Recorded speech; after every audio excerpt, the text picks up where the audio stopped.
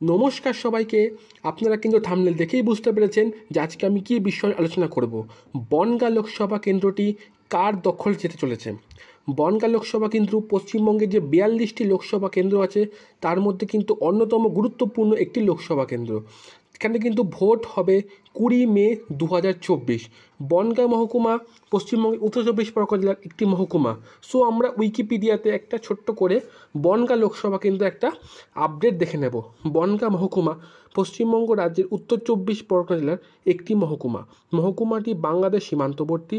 1947 সালের পূর্বে যশোর জেলার অন্তর্গত ছিল।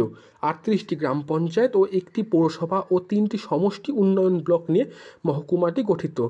সো দেখতেই পাচ্ছ এই যে একটা চিত্র এবং অঞ্চল কিন্তু ভারত, পূর্ববঙ্গ এবং পশ্চিমবঙ্গের উত্তর চব্বিশ পরগনা জেলার।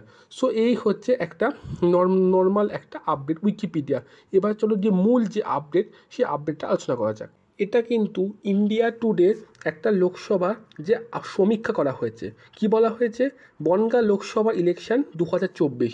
Bongaon Lok Sabha seat West Bengal came into existence 2008 after delimitation. Previously it was the part of the Barasat parliamentary constituency. Then it the seat the first member of the parliament Bongah Lok Sabha Gobind Chandra Noskor of Trinamool Congress the north চব্বিশ Pargana district which borders. So এখানে কিন্তু একটা বলা হয়েছে 2019 সালে যে লোকসভা নির্বাচন হয়েছে সেই লোকসভা নির্বাচনের কিন্তু একটা আপডেটও কিন্তু এখানে দিয়ে দেওয়া রয়েছে।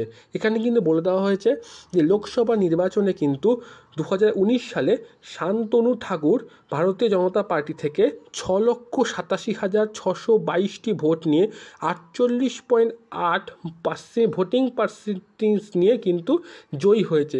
সেকেন্ড হয়েছে কিন্তু মমতা ঠাকুর 5,76,028টি ভোট। থার্ড অলোকেশ দাস 90,122টি ভোট এবং কংগ্রেস কিন্তু সেখানে 22,618টি কিন্তু ভোট পেয়েছে। সো এখন যে 24 সালের নির্বাচনে কিন্তু এখানে যে মূল যে প্রতিদ্বন্দ্বী শান্তনু ঠাকুর ভারতীয় জনতা পার্টি এবং তৃণমূল কংগ্রেসের যিনি প্রতিনিধিত্ব করছেন তিনি হচ্ছেন বিশ্বজিৎ দাস। তিনি কিন্তু বাগদার তৃণমূল বিজেপির বিধায়ক ছিল এবং বর্তমানে কিন্তু তিনি তৃণমূলে জয়েন করে এবং সেখানে কিন্তু লোকসভার টিকিট পেয়ে তিনি কিন্তু সেখানে প্রতিদ্বন্দ্বিতা করছেন। অলোকেশ দাসও কিন্তু সিপিআইএম প্রার্থী, তিনিও কিন্তু আগেরবারও ছিল কিন্তু এইবারেও আছে। এখন 20 মে যে 2024 সালে যে বনগাঁ লোকসভা ভোটে হবে সেখানে কিন্তু দেখা যাক কে জয়ী হয়।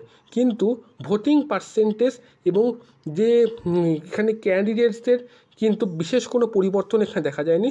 শুধুমাত্র যে তৃণমূলের যে ক্যান্ডিডেট সেখানে কিন্তু তিনি পরিবর্তন হয়েছে। সো এখন এটাই দেখার যে নেক্সট যে মানে নির্বাচনে কে জয়ী হয় সেটাই এখন 20 মে দেখা যাবে এবং 4 জুন কিন্তু চূড়ান্ত ফল প্রকাশ হবে। এরকম যদি ভালো ভালো আপডেট পেতে চাও অবশ্যই কিন্তু চ্যানেলটাকে সাবস্ক্রাইব করে রেখো, লাইক করে দিও, কমেন্ট করে জানিও।